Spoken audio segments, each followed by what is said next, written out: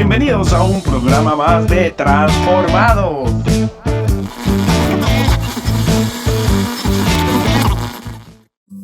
Bueno, estamos en una entrevista más. Gracias, hermana Nancy, por el tiempo y la oportunidad. Amén. Quería preguntarle, ¿cómo asumió el reto este 2024 siendo directora de la educación cristiana de la iglesia? Bueno, con mucho compromiso, temor y temblor. Porque para mí es muy importante, ya que es la enseñanza de la palabra del Señor. Así que pues lo tomé como algo, como un reto. Y que quiero cumplir a cabalidad y dar lo mejor de mí. Es la educación cristiana, en este caso, yo la conozco en mi anterior iglesia, la conocía como discipulado, pero aquí tienen discipulado. O sea, he visto otra característica de la educación cristiana. Entonces, ¿qué significado tiene la educación cristiana para la iglesia? Ok, la educación cristiana, nosotros tratamos de seguir los pasos del Señor. Y cuando miramos la Biblia, encontramos que en un por-ciento muy bajo Él predicó, pero en un por-ciento grandísimo, 95%, Él enseñó. Y por eso le llamaban maestro. Claro. Así que nuestra idea es eso mismo, ¿verdad? La importancia de nosotros es de que nosotros debemos de enseñar no solo a los hermanos de la iglesia, sino a los que se allegan, que quieren saber y preguntan. Pues queremos contestar. Es muy bueno porque, como le digo, yo conocí una ruta de discipulado. Yo pasé por un discipulado, pero nunca me topé con la educación cristiana. Entonces, cuando dice educación cristiana es como que uno piensa que va a volver a la escuela, pero en realidad es parecido, pero tiene otra connotación. Y es justamente ver el maestro, después que tú te conviertas como maestro, que pasas de alumno a maestro, porque la gente sigue viniendo, sigue conociendo de nuestro Señor. Si tú llegas a venir desde que era pequeño, tú vas como en una escuela, vas a pasar por las diferentes etapas del grupo de niños, jóvenes, y ahora damas, caballeros.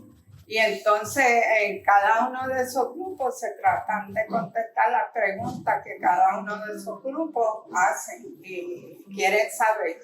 Y entonces por eso se le llama escuela bíblica, porque es como una escuela. Sí, pero no es solo para niños, es para adultos también. Sí, lo tienen dividido, jóvenes, niños, hombres y mujeres. Exacto. Entonces es bastante bueno porque los hombres hablan como hombres y las mujeres pues se hablan los como temas hombres. de mujeres. Exactamente. ¿Cuál sería la misión y la visión del ministerio?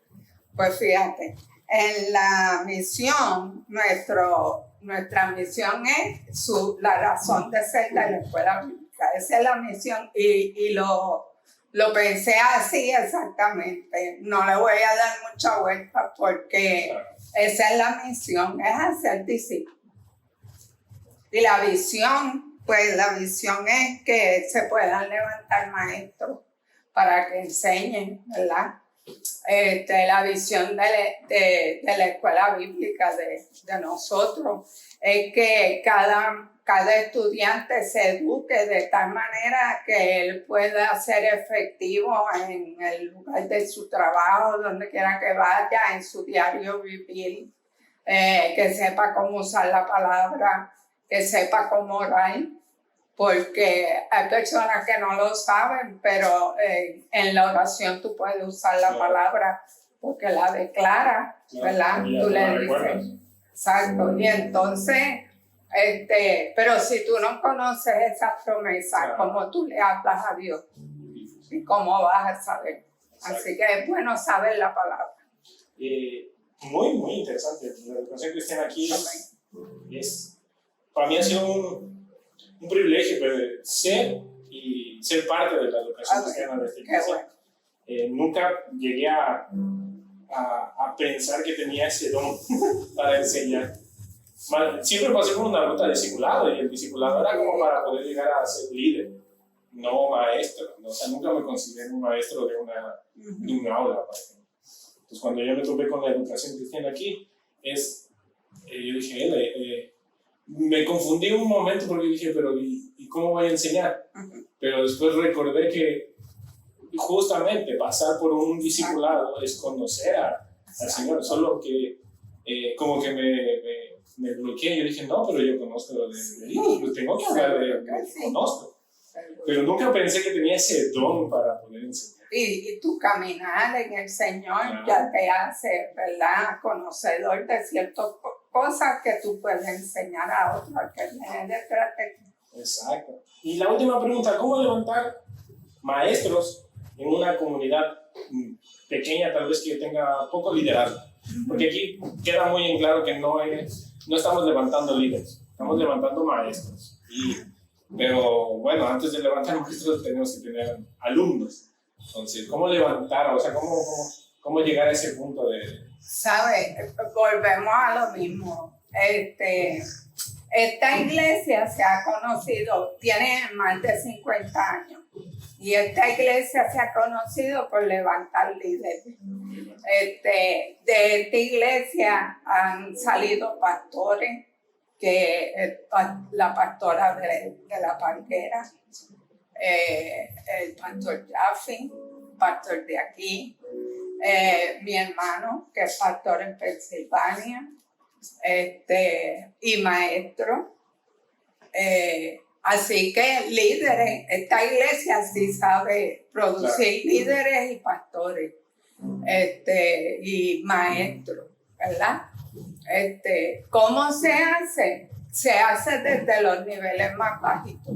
Por eso es que le damos tanto énfasis a los cultos de los niños, a las escuelas bíblicas, porque a veces los papás se creen que ellos van a ir a colorear y eso. No, ellos van a conocer la palabra, porque en cuanto se le enciende ese fuego por dentro de que, pero yo quiero saber.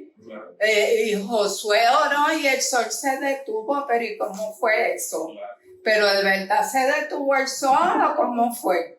Y yo quiero saber. Entonces se ponen a buscar en la Biblia, a leer y a preguntar. Y eso es lo que levanta líderes, maestros, pastores, ¿verdad?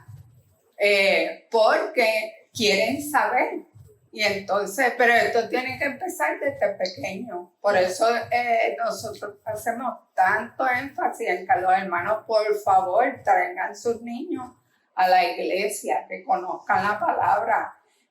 Porque la palabra los va a educar de tal manera que ellos no se van a confundir cuando el mundo les diga algo. Y van a saber mantenerse, como dicen en inglés, stand their ground, que es pararse en su lugar y decir, no, esto es así porque la Biblia dice que es así. Sí, es